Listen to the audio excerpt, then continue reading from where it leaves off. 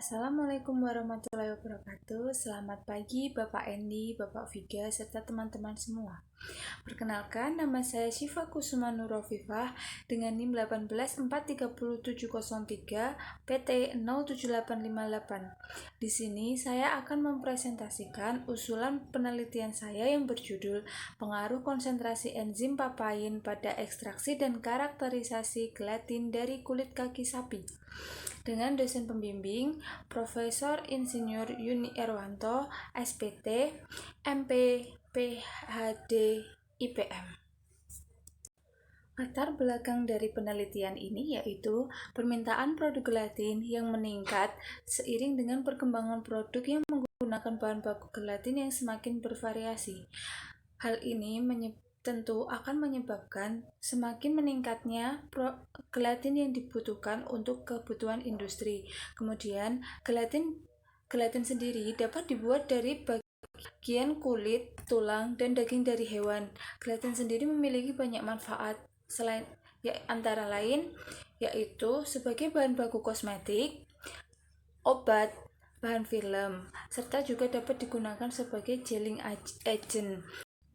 Dengan meningkatnya permintaan produksi gelatin, maka dari itu perlu dilakukan inovasi dalam penggunaan bahan yang digunakan untuk membuat gelatin.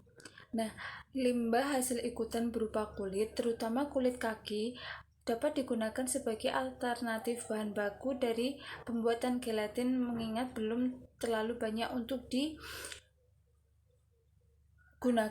Nah, untuk pembuatan gelatin dapat dilakukan dengan menggunakan 3 metode, yaitu asam, basa, dan secara enzimatis. Terus, tujuan dan manfaat dari penelitian ini yaitu dilakukan untuk mengetahui pengaruh yang ditimbulkan dari perbedaan konsentrasi enzim papain yang diberikan pada saat proses produksi gelatin terhadap kualitas rendemen, pH, kekuatan gel, viskositas, dan titik isoelektrik dari gelatin yang berasal dari kulit kaki sapi. Manfaat dari penelitian ini yaitu untuk mengetahui manfaat dari enzim papain dalam proses produksi gelatin, serta mengetahui konsentrasi yang paling efektif untuk memproduksi gelatin dari kulit kaki sapi menggunakan enzim papain.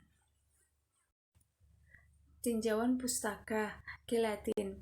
Menurut Sutanti dan Santo 2021, gelatin adalah salah satu produk yang didapatkan dari proses hidrolisis secara parsial kolagen dari bahan kulit maupun tulang dari hewan. Menurut Fascia et al. 2018, gelatin yang diproduksi saat ini mayoritas menggunakan bahan dasar berupa kulit babi sebanyak 46%, kulit sapi 29,4%, daging dan tulang babi sebanyak 23,1%, serta gelatin juga dapat diperoleh dari tulang ayam ataupun ikan. Nah, manfaat dari gelatin antara lain untuk industri farmasi sebagai selubung obat, kemudian pangan untuk gelling agent ataupun pelapis, kemudian kosmetik, film, dan kedokteran.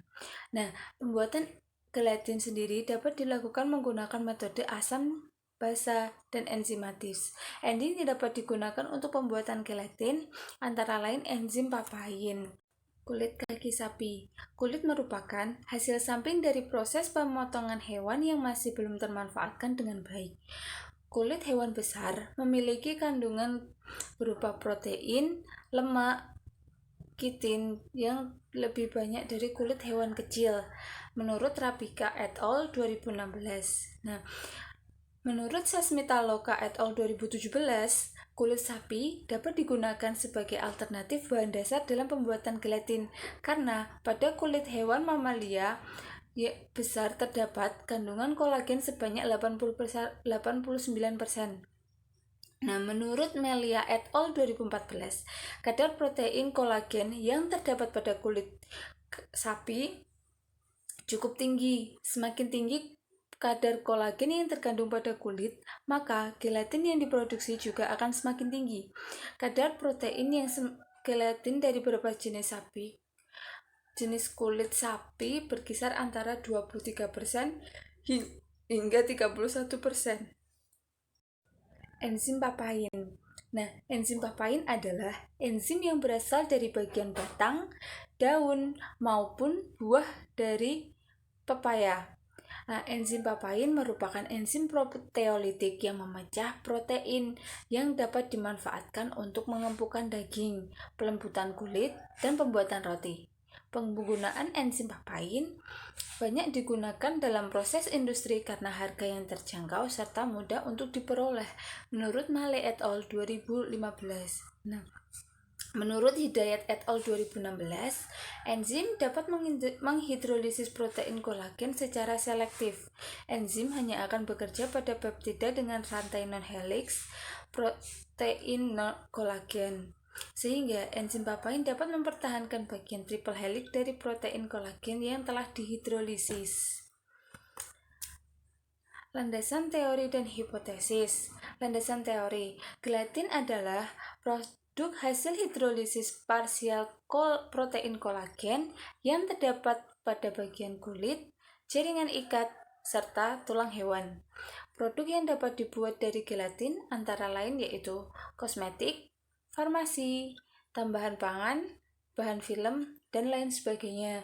Karakteristik dari gelatin yaitu transparan, tidak berbau, memiliki sifat yang larut dalam air, dapat membentuk film, dapat melindungi sistem koloid, dan sebagai gelling agent. Gelatin dapat dibuat menggunakan 3 cara, yaitu metode asam, basa, dan enzimatis. Proses enzimatis pembuatan gelatin dapat menggunakan enzim berupa enzim papain yang memiliki sifat proteolitik sehingga dapat mendegradasi protein yang terdapat pada kulit. Hipotesis pada penelitian ini yaitu terdapat pengaruh yang nyata pada perlakuan penambahan enzim papain dengan konsentrasi tertentu pada proses pembuatan gelatin terhadap karakterisasi gelatin dari kulit kaki sapi. Materi. Alat yang digunakan dalam penelitian ini antara lain pisau, timbangan, pipet ukur, water bed, corong, kertas saring, oven, blender, beaker glass, saringan. Juga untuk pengujian karakteristik dan kualitas gelatin memerlukan alat antara lain pH meter, viskometer, dan TATX2 tekstur. Bahan yang digunakan dalam penelitian ini antara lain kulit kaki sapi, NaOH 0,1 N, HCl 5%, dan enzim papain. Nah, metode pembuatan gelatin antara lain yang pertama yaitu pemisahan kulit dari rambut, lemak, dan tulang, kemudian dibersihkan hingga bersih. Setelah itu, kulit dipotong-potong dengan ukuran yang kecil agar mempermudah pada saat ekstraksi. Kemudian sampel direndam pada larutan HCl 5% selama 20 jam, kemudian dicuci bersih menggunakan air mengalir. Kemudian dicek pH. Setelah itu, sampel kemudian direndam dengan menggunakan NaOH 0,1 N selama 16 jam untuk menetralkan. Setelah itu, sampel kemudian dicuci hingga bersih menggunakan air mengalir. Setelah bersih, sampel dicek menggunakan pH meter hingga netral dengan pH berkisar 7. Kemudian sampel direndam menggunakan enzim dengan konsentrasi 10 unit, 15 unit, dan 20 unit gram kulit. 20 unit per gram kulit selama 3 jam. Nah, setelah direndam menggunakan enzim, dilakukan pemanasan pada suhu 80 derajat Celcius selama 3 menit untuk mematikan atau menonaktifkan enzim papain. Setelah itu dilanjutkan dimasukkan ke dalam water bath dengan suhu 70 derajat Celcius selama 4 jam untuk memperoleh gelatin cair.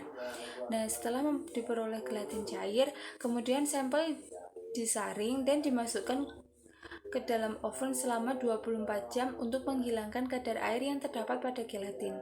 Nah, gelatin yang sudah kering kemudian dapat di blender hingga halus. Rendemen merupakan parameter untuk mengetahui tingkat efektivitas enzim yang digunakan. Nah, rendemen dihitung menggunakan rumus yaitu berat akhir dari produk dalam bentuk gram dibagi dengan berat awal bahan baku dikalikan dengan 100%. Nah, untuk derajat keasaman atau pH dari gelatin dilakukan pengujian dengan mengelarutkan gelatin sebanyak 1 gram ke dalam 20 ml aquades. Kemudian dilarutkan lagi menggunakan aquades 50 ml dan dihomogenkan. Nah, sampel diukur pH-nya menggunakan pH meter beberapa saat hingga diperoleh pH yang stabil. Nah, untuk kekuatan gel adalah nilai yang dibentuk dari larutan 6,67% dengan kondisi tertentu. Ukuran dari kekuatan gel dinyatakan dalam satuan Bloom. Bloom merupakan suatu kekuatan yang dibutuhkan untuk menekan luas yang ditentukan dari permukaan sampel dengan jarak 4 mm yang dilakukan menggunakan alat TATX2 Texture Analyzer. Nah, uji viskositas adalah waktu yang diperlukan 100 ml larutan untuk mengalir melalui pipet standar. Pengujian ini dilakukan dengan melarutkan 6,67% atau 6,67 gram gelatin dengan aquades sebanyak 100 ml. Uji viskositas pada gelatin dilakukan dengan bantuan alat viskometer dengan suhu kamar berkisar antara 25 hingga 28 derajat Celcius. Nah, titik isoelektrik. Sampel gelatin sebanyak 1 gram dimasukkan ke dalam tabung, kemudian ditambahkan dengan buffer asetat dengan pH 3, 4, 5, 6, 7, dan 8 pada setiap tabung. Kemudian dikocok hingga homogen dan dicatat derajat kekeruhannya setelah 0, 10, dan 30 menit. Tabung yang berisi sampel kemudian dipanaskan pada penangas air dan diamati. Nah, berikut daftar pustaka yang saya gunakan. Sekian presentasi proposal penelitian saya. Atas perhatian Bapak Endi, Bapak Viga, dan teman-teman semua, saya ucapkan terima kasih. Wassalamualaikum warahmatullahi wabarakatuh.